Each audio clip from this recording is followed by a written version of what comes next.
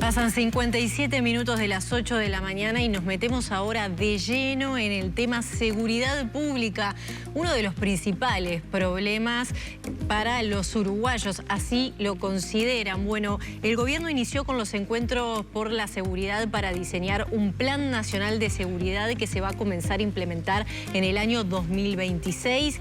Va a convocar a los diferentes partidos políticos, a organizaciones sociales, de la organización civil también. Vamos a conversar con esto con el sociólogo, con magíster y doctor en políticas públicas, Emiliano Rogido, y asesor del Ministerio del Interior.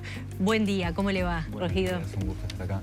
Bienvenido. Bueno, consultarle en primera instancia de qué diagnóstico partimos, cuál es el estado de situación para poder de ahí en más diseñar un plan. Bien.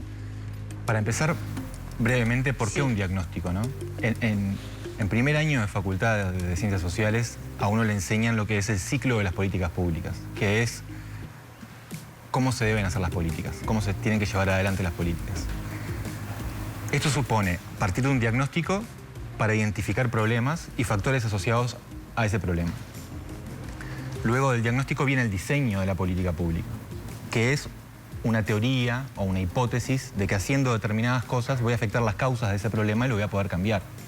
Entonces tenemos diagnóstico, que orienta el diseño orienta la implementación, que es realizar las acciones que estaban previstas, y luego viene la evaluación, que es lo que nos va a decir en qué medida la hipótesis de que haciendo lo que querías hacer ibas a cambiar la realidad se comprueba o no. Y eso retroalimenta la política. ¿Faltaba aplicación de academia en las políticas de seguridad pública? Yo creo que sí, faltaba con... No leí aplicación de la academia, pero sí aplicación de conocimiento técnico, ¿no? Y siempre fueron políticas muy tomadas por políticos, justamente. Por políticos, en diálogo con la corporación policial, que es un actor muy importante, pero que tiene un tipo de saber que requiere complementarse con otros. Entonces, a nadie se le ocurre un Ministerio de Salud Pública liberando un medicamento o una vacuna sin antes testear su eficacia y su seguridad. A nadie se le ocurre un Ministerio de Economía cambiando la tasa de interés de un día para el otro sin prever el efecto que eso va a tener sobre otras variables macroeconómicas. Bueno, en el ámbito de la seguridad, nosotros nos acostumbramos a vivir al día con un ministerio reaccionando cada día a los problemas, y eso no te permite levantar la cabeza y resolver los problemas de fondo y trabajar de manera articulada en búsqueda de objetivos estratégicos. Y este plan tiene diversas etapas. ¿En qué etapa estamos ahora? Bueno, acabamos de terminar el diagnóstico. Yo lo que decía al principio no era para embolarla, pero sí para justificar por qué un diagnóstico. A veces decimos, estamos sobrediagnosticados. Eso es un problema porque no es que estemos sobrediagnosticados. Lo que estamos es hartos de los problemas de seguridad. Yo no necesito decirle a la gente que tenemos problemas de seguridad, pero un diagnóstico no es decir que tenemos problemas de seguridad. Es avanzar en la comprensión de esos problemas para resolverlos. De hecho, diagnosis significa a través del conocimiento. Y así como cuando vamos al médico y tenemos fiebre, bueno, aunque vos sepas que tenés fiebre, el diagnóstico médico va a relacionar distintos síntomas y va a tratar de establecer un cuadro médico, que es el que va a orientar después la medicación. Algo similar sucede en otras áreas, inclusive en el área de seguridad pública. Y lo que estamos haciendo ahora es tratar de mirar, además de atender la coyuntura, el día a día del ministerio, que lo va a tener que seguir haciendo, ¿sí? Tratar de trabajar con mirada de mediano y de largo plazo para resolver los problemas de fondo. Porque cuando uno observa, y el diagnóstico esto lo muestra, la evolución que en los últimos 15, 20 años tienen los indicadores de violencia y criminalidad, se da cuenta con mucha claridad de que esto no es un problema de gobiernos, no es un problema de ministros. Los indicadores no son sensibles a este tipo de cambios.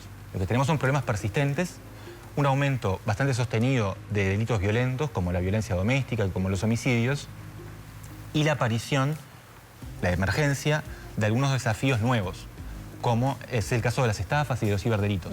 Que además, hoy en día, esto no lo sabíamos, la opinión pública no lo sabía hasta hace muy poco, porque no se publicaban los datos, lo que es una tragedia, porque si no hay debate público, no hay demanda ciudadana por políticas, ¿no? Bien. Pero hoy en día las estafas son el tercer delito más denunciado. Lo que dicen los datos estadísticos sobre las estafas no es lo que dicen los datos reales, ¿no? Además, la realidad. Además, pero no porque se supone que los datos estadísticos dicen que bajaron, pero en realidad subieron un montón. Bajaron las denuncias de rapiña. Las denuncias. De rapiña sí, pero eso fue más que compensado por un aumento de las estafas, que además tienen más daño patrimonial. Pero no estaban visibilizados como un problema. Rogido, ahora vamos a entrar un poco en cuáles son los objetivos, porque ustedes, te escucho decir que no quieren solucionar quieren, pero digo, la idea del plan no es abarcar todos los temas de seguridad, sino enfocarse en ciertos temas. Pero me imagino la gente en su casa diciendo, bueno, está todo bien con esta conversación, que tiene varias etapas, entiendo que la ciencia tiene que estar en estos temas, pero a mí la seguridad sigue siendo un problema, el problema más importante, de mayor preocupación en el país. Quiero soluciones concretas y para ahora. ¿Eso va en paralelo? ¿Quiere decir que el Ministerio también va a estar generando políticas de reacción urgentes? Soluciones de los problemas queremos todos. El asunto acá es cómo lo obtenemos. ¿Sí? Esa es la diferencia. Cuando uno no trabaja usando la mejor evidencia científica posible para abordar los problemas, trabaja usando otras cosas, que es lo que nos ha traído hasta acá. El oportunismo político, el corporativismo, ¿qué está informando la política pública? Ese tipo de cosas, perfilismos individuales, el embate electoral, el uso de los temas de seguridad y la angustia ciudadana, que es legítima, con fines electorales. Eso pasaba hasta ahora, dice usted. Eso pasaba hasta ahora. Y lo que está planteando el ministro Negro es cambiar la pisada. No podemos hacer más de lo mismo si queremos resultados diferentes. Y como no estamos nosotros, ustedes habrán visto, hace 2 semanas se presentaron los datos de denuncia. La mayor parte de los delitos bajaron y acá nadie salió a victoriar nada, ni a comparar 2 meses de gestión con 2 meses de gestión. Porque el planteo y el espíritu, el talante de esta administración no es esa. De hecho, los datos fueron semestrales, desde enero. Los datos fueron semestrales, pero además es muy difícil atribuir resultados a la gestión, a las políticas. Eso requiere evaluaciones y abordar los problemas de fondo, torcerle el brazo a la curva de aumento de los delitos, requiere otro tipo de esfuerzos y otros plazos de trabajo, de mediano y de largo plazo, que son paralelos al trabajo de gestión del Ministerio de Interior y de atención a la coyuntura. Pero solamente atendiendo la coyuntura, reaccionando a los problemas... Eso no soluciona los de fondo, perfecto, pero mientras solucionamos esto, ¿no?, más profundo, que merece y necesita una discusión más amplia, que es lo que ustedes están invitando, ¿hay políticas pensadas de reacción rápida? Sí, hay políticas pensadas de reacción rápida y hay una agenda que está abierta pero orientada. O sea, este ministerio tiene algunas prioridades políticas que a mí me parece que son muy importantes. La reducción de los homicidios. Los homicidios atentan contra el bien jurídico más preciado, que es el derecho a la vida. Si no hay vida, no hay derecho a la propiedad, no hay derecho a la libertad, no hay derechos. Entonces, y tenemos un aumento preocupante de los homicidios en los últimos años. Vamos a atender ese problema de manera prioritaria. Vamos a atender de manera prioritaria el control de armas de fuego a través de distintas estrategias. ¿Por qué? Porque las armas de fuego son el principal vector de la violencia letal. No solamente de los homicidios, también de los suicidios, que es un problema muy grande que tiene el Uruguay, de tasas de suicidio muy elevadas, y de accidentes fatales, ¿sí? Niños que juegan con el arma que está en el armario del abuelo. Y por último, la reforma penitenciaria, que es un desafío enorme y ya reconocido, creo que por todo el sistema político. Bueno, ¿y por qué no atienden todos los problemas de seguridad? Porque los esfuerzos son limitados y tenemos que priorizar si queremos hacer cambios. O sea, esos 3 van a ser los ejes temáticos del plan que van a diseñar. Esos 3 ejes van a estar dentro del plan y esto ya lo podemos adelantar. Ahora, pues estamos abiertos y sospechamos que hay otros ejes que tenemos que incluir. Para hacerlo, queremos tocar base con distintos actores de la sociedad civil, algunos de los cuales son muy relevantes, pero no han sido parte del debate sobre ¿Quiénes los van a participar? Van a participar, para empezar, los partidos políticos de los encuentros por seguridad. ¿Por qué? Porque necesitamos los partidos políticos, su capacidad de liderazgo, apelamos a la seriedad democrática que tiene Uruguay, necesitamos que las políticas sean, en la medida de lo posible, sostenidas en el tiempo, más allá de esta administración. Esto es una reacción a la política de Estado que todos reclamábamos antes de las elecciones. Perdón, es que si no es así no sirve. Y muchos resultados no se van a obtener en el corto plazo.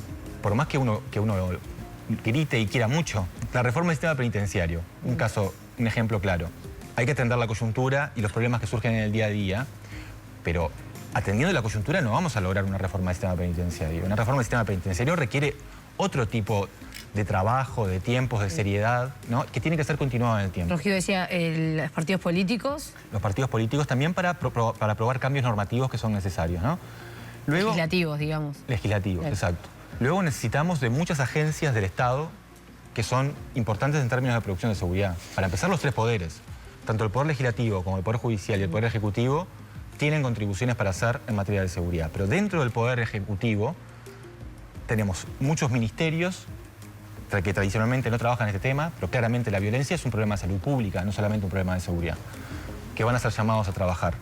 Y también los gobiernos subnacionales.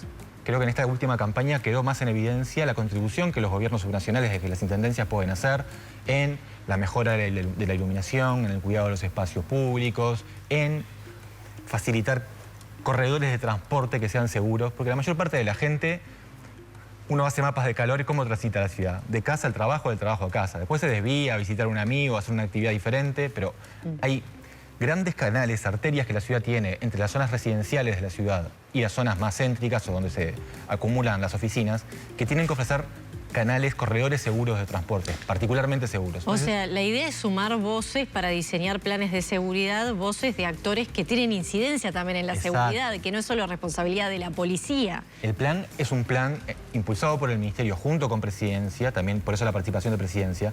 No es un plan del Ministerio, es un plan en el cual el Ministerio está, pero es un plan mucho más importante. Y no estamos solamente sumando voces, estamos sumando fuerzas. Bueno, esa es una mirada cultural, ¿no?, que están proponiendo ustedes. Y justamente quería preguntarle, usted es un académico, llega al ámbito político en este rol en el Ministerio del Interior.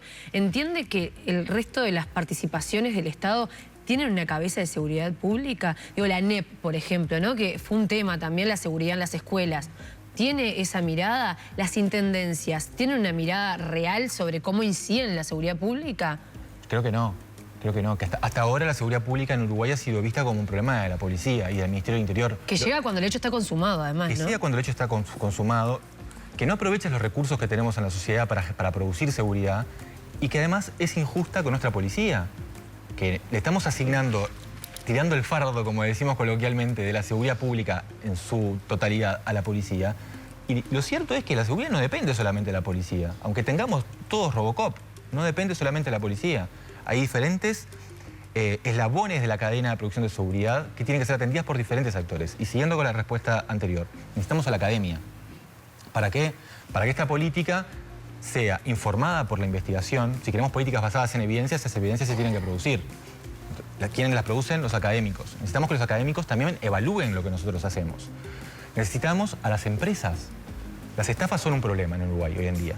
¿Cómo vamos a resolver las estafas? ¿Con las herramientas tradicionales? ¿Con policías en la calle? ¿Con cámaras de videovigilancia? No. Tenemos un sector del software de los más importantes de la región. Convoquemos a las empresas a producir innovación que además van a poder exportar a otros países, porque este problema de ciberdelito no es un problema solamente uruguayo. Generemos sinergias llamando a las empresas para trabajar, que además son las empresas las que tienen, por ejemplo, los guardias privados de seguridad. Son miles y miles de personas. ¿Podemos hacer una política de seguridad a espaldas de eso?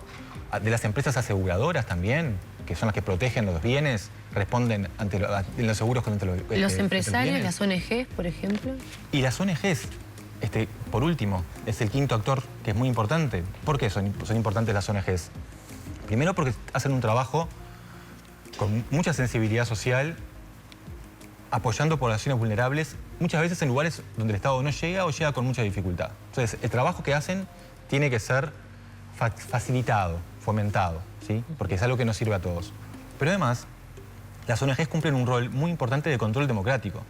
Las ONGs, a veces de forma incómoda, a veces de forma injusta también, pero me parece que al final del día siempre de forma positiva, cuestionan las políticas públicas, te obligan a mejorar. Y si queremos avanzar con seriedad, necesitamos también de ese contralor, más allá del contralor político de la oposición, un contralor de la sociedad civil que está militando diferentes agendas y que te diga, bueno, mira, acá te estás equivocando, mira, acá hay un camino nuevo para recorrer. Pero es positivo porque acceden a realidades y a información que de repente el Estado no. Por supuesto, por supuesto. Entonces, hay muchos apoyos más allá de la policía que tenemos que empezar a articular en un sistema de producción de seguridad que hasta ahora, respondiendo a la pregunta de Maggie, no ha sido visto como tal. Los actores, a pesar de que son importantes, ven la parte de cómo los problemas, sobre todo la parte de cómo los problemas los afectan, en el caso de los empresarios claramente, que sufren determinados tipos de delito, pero no está tan clara la visión de los recursos que pueden movilizar para resolverlos. ¿Cuándo comienzan los encuentros? Perdón, Maggie. Los encuentros comienzan la semana del 11, o sea, la semana próxima no, la siguiente. Tenemos 5 días de la semana, 5 días hábiles. Vamos a convocar entre hoy y mañana a los distintos actores que están implicados para tener reuniones un día con cada actor, ¿sí? Va a ser un día con los empresarios, un día con los académicos, con la sociedad civil, con los partidos y con las agencias del Estado. Y luego tendremos 2 semanas de descanso y una segunda ronda de reuniones. Bien.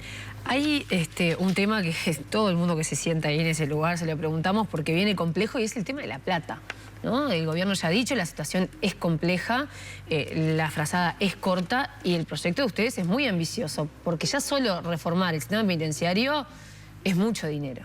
Es mucho dinero, sí. ¿Qué pasa si nos quedamos en el diagnóstico, tenemos una hoja de ruta bárbara, pero después no hay plata? Bueno, creo que no va a pasar. No depende de mí, pero yo creo que no, honestamente creo que no va a pasar. ¿Usted tiene fe? No, no tengo fe, tengo algunas informaciones que les comparto con ustedes.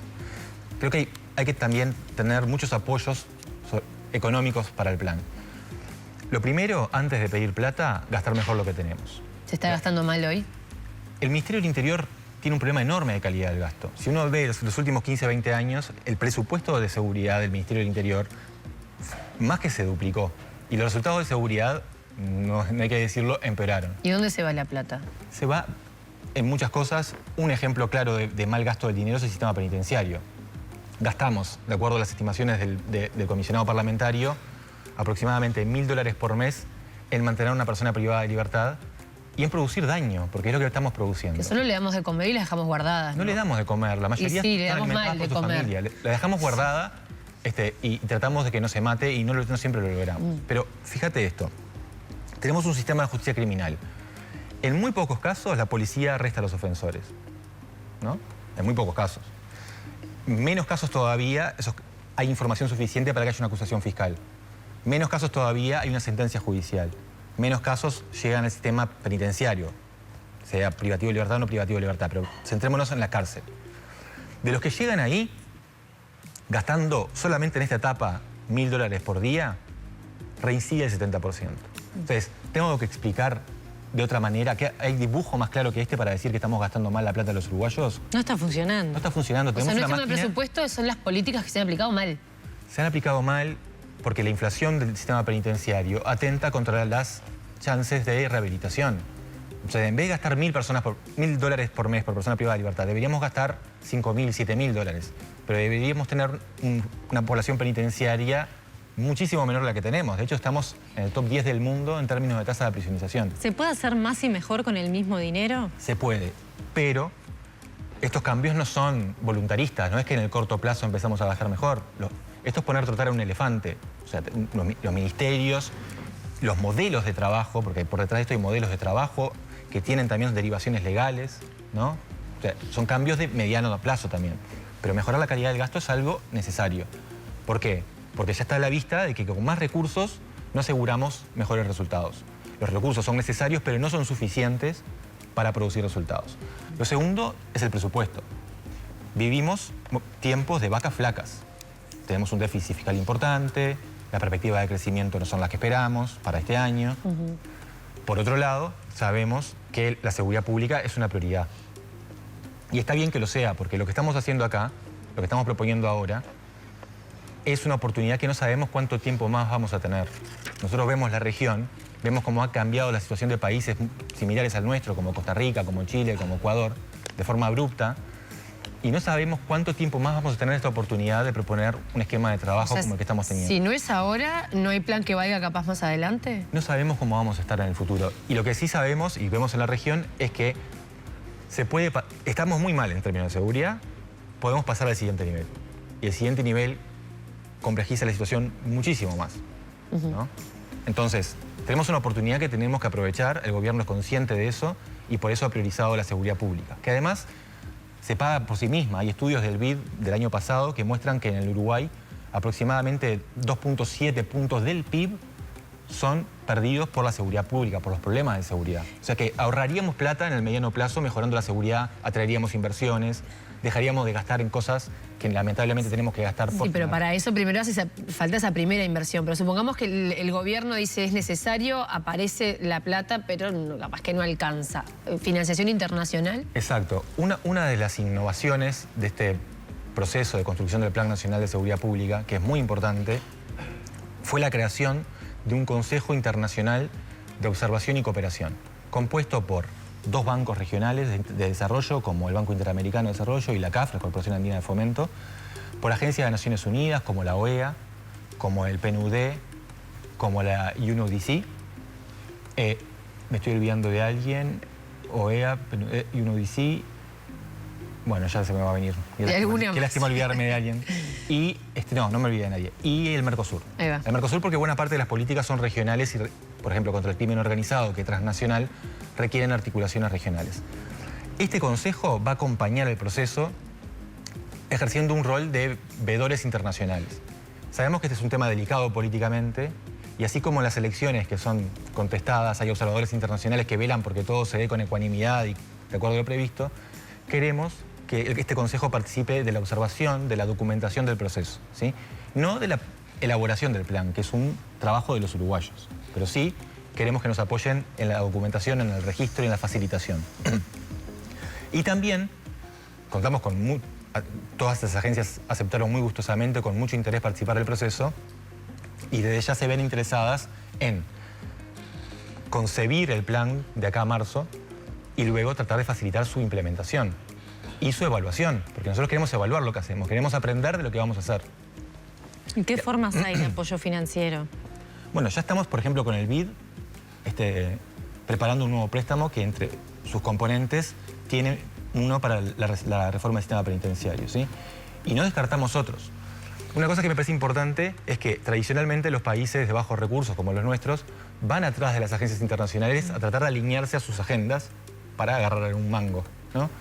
Y acá la propuesta es distinta, pongamos Uruguay en el centro de la discusión, tratemos de que las agencias se coordinen, esto lo estamos haciendo también con el apoyo de AUSI, de la Agencia Uruguaya de Cooperación Internacional, que las agencias se coordinen y veamos cómo podemos articular los apoyos. Algunas agencias tienen plata, otras no tienen plata, pero tienen capacidad técnica, tienen incidencia política, para darle viabilidad a nuestro plan. ¿Pero les sirve como producto, o sea, es solamente para que el Uruguay mejore o como producto de exportación también es aplicable a otros países? Bueno, la región necesita esperanza, ¿no? Nosotros estamos trabajando pensando en el Uruguay. Porque iba a ser un plan a la uruguaya. Después, sí. Ahora me comentás que hay interés internacional en que esto se pueda llevar a otros lados. Hay interés internacional en ver cómo funciona. Primero, en ayudar a Uruguay. Luego, existe la esperanza, que es nuestra también, aunque no es nuestro foco, de que esto le sirva a la región. De que si nos va bien, que otros puedan aprender de lo que hacemos. Y como los resultados no los podemos exportar, porque depende de las particularidades nuestras, podemos exportar los procesos. Y estas agencias van a documentar los procesos, a decir, bueno, el caso de Uruguay funcionó así, se trabajó así, hubo un diagnóstico primero, hubieron encuentros con estos actores, etcétera, etcétera, etcétera. Se llegó a este plan y se implementó de esta manera.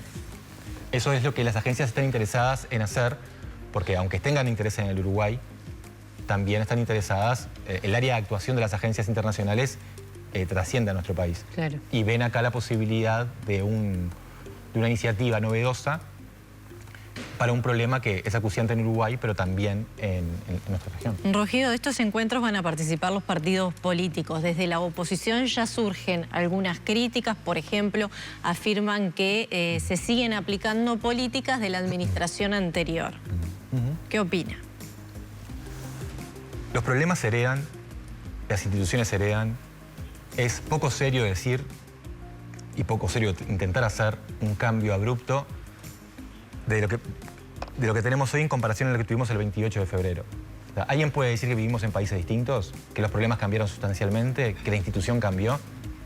Hasta ahora, muchos políticos de la oposición y de cualquier lado apelaban a frases de efecto de que vamos a cambiar las cosas, que no se aguanta más. Bueno, ya vimos la contribución que eso hace a los problemas, ¿no? Entonces, lo que nosotros estamos proponiendo ahora es tratar de mejorar lo que se hizo mal y que tiene que ver con la gestión del Ministerio del Interior. Hay varios cambios que están en proceso. Fuimos ya 3 o 4 veces al Parlamento a explicar esto en estos 4 meses y monedas de trabajo, ¿no? Estamos manteniendo lo que está bien, ¿qué más cabría esperar? El presidente Orsi habla de la acumulación positiva.